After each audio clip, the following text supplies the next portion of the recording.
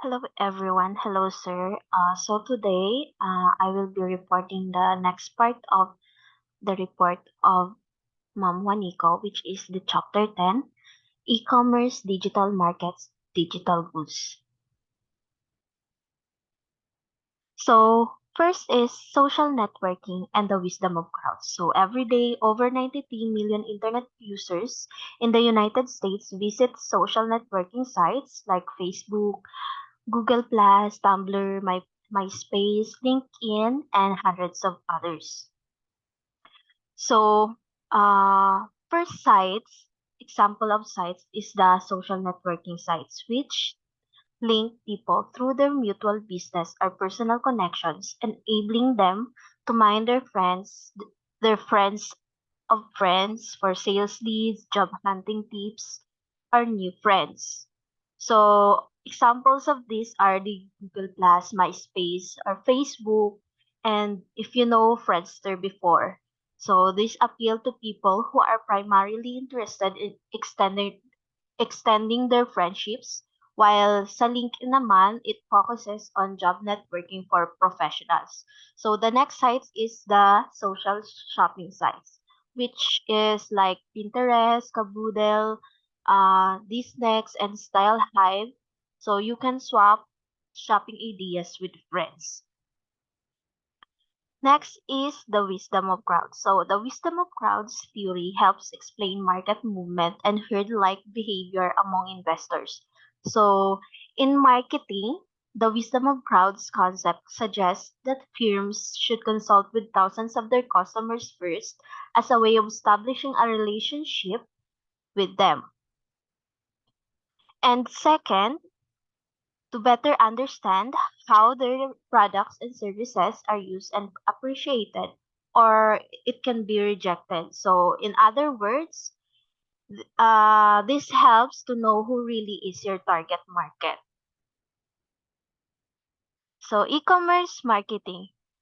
This is the process of driving awareness and action towards your brand offerings that are sold online. So this involves targeting online channels such as social media, search engines, websites, email, and streaming sites for customer targeting and sales.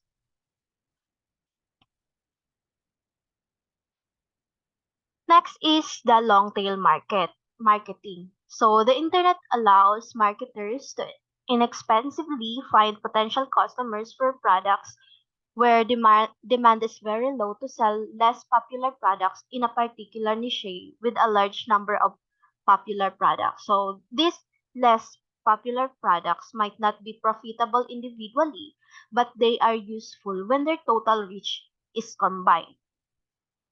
So in long tail marketing, when you have an actively soliciting like the comments of your customers, it can build trust and sends the message to your customers that you care, that you are thinking what they think and that you need their advice also.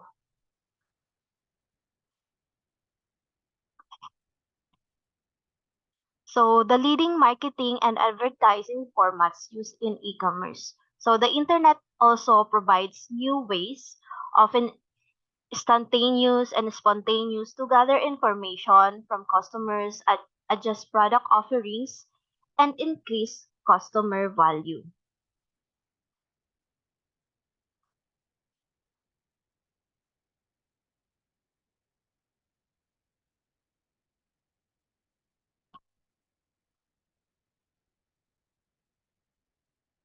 So this table describes the leading marketing and advertising formats used in e-commerce. As you can see here, um, im- the most effective way is the search engine, which these are the text ads targeted at precisely what the customer is looking for at the moment of shopping and purchasing, like sales oriented.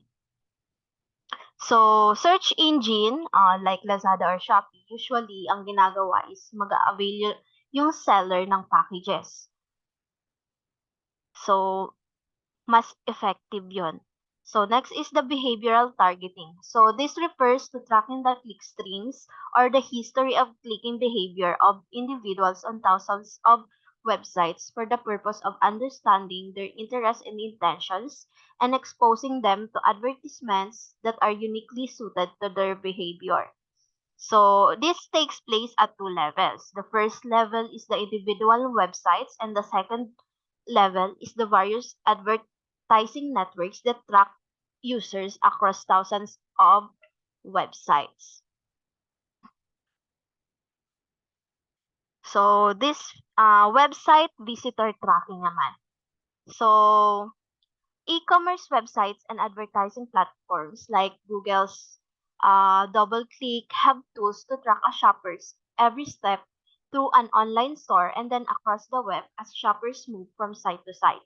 So, close examination of customer behavior at a website selling women's clothing shows what the store might learn at each step and what actions it could take to increase sales.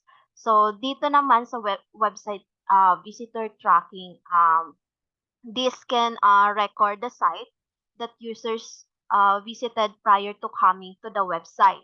So where the users go when they leave that site, then the type of operating system they use, the browser information, and even some location data. So they also record the specific pages visited on the particular site and also the time spent on each page of the site and the types of pages that the customers visited and what the visitors purchased.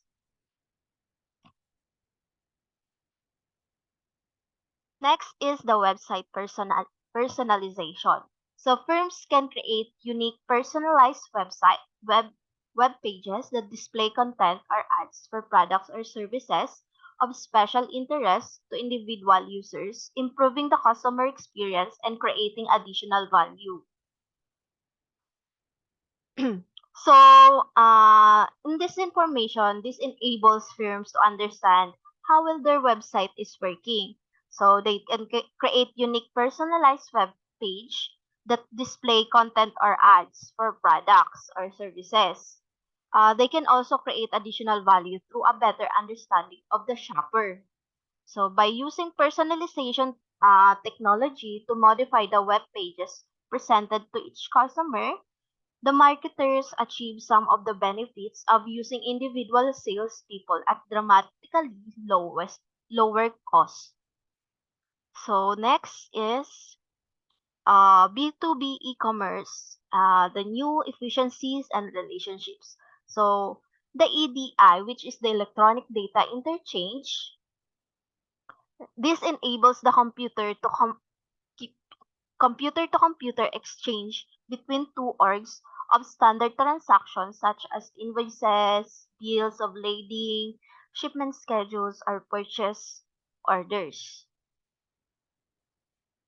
So, although many companies still use EDI for document automation, firms engage in just-in-time inventory replenishment and continuous production use EDI as a system for continuous replenishment. So, a private dito naman tayo sa private industrial network. So, a private industrial network, also known as a private exchange, links a firm to its suppliers, distributors, and other key business partners for efficient supply chain management and other collaborative commerce activities. So typically, consists of a large firm using a secure website to link to its supplier and other key business partners. So the network is owned by the buyer and then it permits the firm and designated suppliers, distributors, and other business partners to share product design and development, marketing, production scheduling, inventory management, and unstructured communication, including graphics and emails. So, next is a net marketplace. So, a net marketplaces are online marketplaces where multiple buyers can purchase from multiple sellers. So like industry owned or this is operate as independent intermediaries between buyers and sellers. So this generates revenue from purchase and sale transactions and other services provided to clients. So participants naman in net marketplaces can establish prices through online negotiations, auctions, or requests for quotations, or they can use fixed prices. So some sell direct goods and some indirect goods. Like yung mga direct goods are goods used in a production process such as sheet steel for auto body production, while indirect goods naman all other goods not directly involved in the production process, such as office supplies or products for maintenance and repair. So the exchanges. So independently owned third-party net marketplaces that connect thousands of suppliers and buyers for spot purchasing. So during the early years of e-commerce, suppliers were reluctant to participate because encouraged competitive bidding that drove down prices and didn't offer long-term relationships with buyers or the services to make lowering price worthwhile. Next is the mobile digital platform and mobile e-commerce. So yung location-based services and applications. So, this include geo-social services, geo-advertising, and geo-information services. So, this includes 74% of smartphone owners use location-based services. So, what ties these activities together and is the foundation of mobile commerce is Global Positioning System or the GPS to enable map services available on smartphones. So, the first location-based service is the geosocial services. So, this service can tell you where your friends are meeting. And next is geo advertising services. It can also tell you where to find the nearest Italian restaurant, and the geo information service. It can tell you the price of a house you are looking at or about special exhibits at a museum you are passing. So, Wikitude.me is an example of a geo information service. It can provide a special kind of browser for smartphones equipped with a built-in GPS and compass that can identify your precise location and where the phone is pointed. Other mobile commerce services. So 55% of online retailers now have e-commerce websites, simplified versions of their websites that make it possible for shoppers to use cell phones to place orders. Like yung Grab, Food Panda, 'di ba?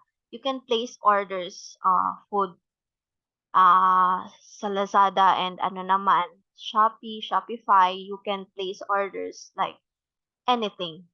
So games and entertainment. So smartphones and tablets have developed into portable entertainment platforms. So smartphones like the iPhone and Android-based devices offer downloadable and streaming digital games, movies, TV shows, music, and ringtones.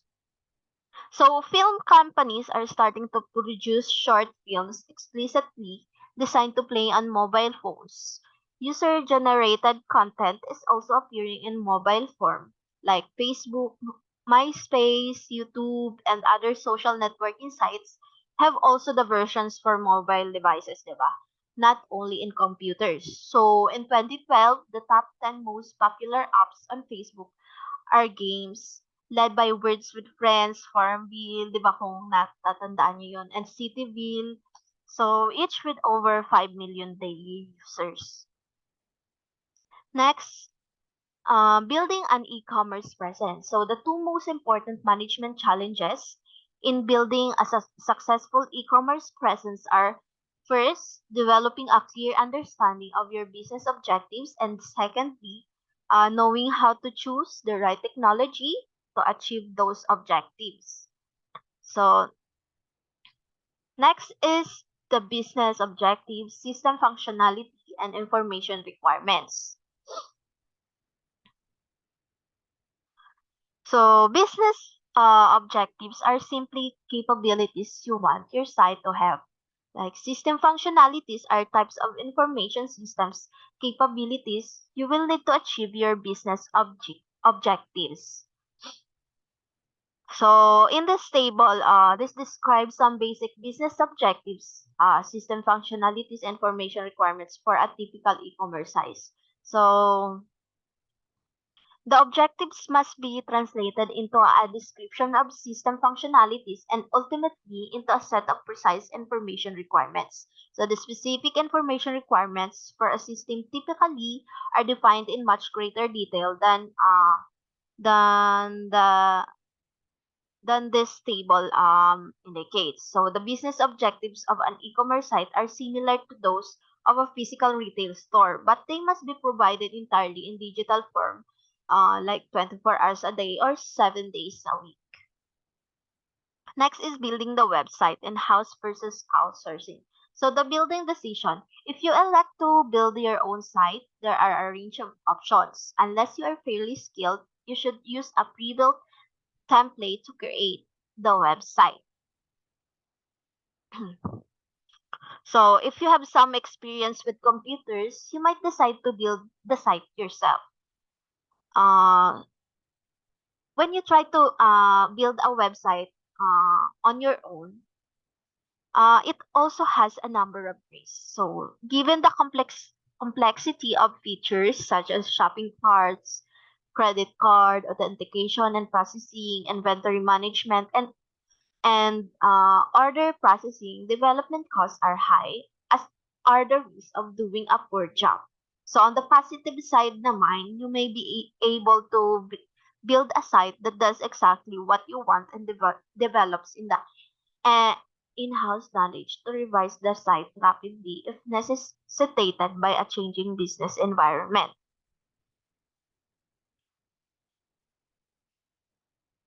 So next is the hosting decision. So most businesses choose to outsource hosting and pay a company to host their website, which means that the hosting company is responsible for ensuring the site is live or accessible 24 hours a day. So by agreeing to a monthly fee, the business need not concern itself with the technical aspects of setting up and maintaining a web server, telecommunication links, or specialized staffing. So yung co-location agreement naman, your firm purchases or leases a web server and has total control over its operation but locates the server in a vendor's physical facility. So website budgets. So this provides idea of the relative size of various website cost components. So in general naman, the cost of hardware, the software and telecommunications for building and operating a website has fallen dramatically, like by over 50% since 2000, making it possible for a very small entrepreneurs to create fairly sophisticated sites.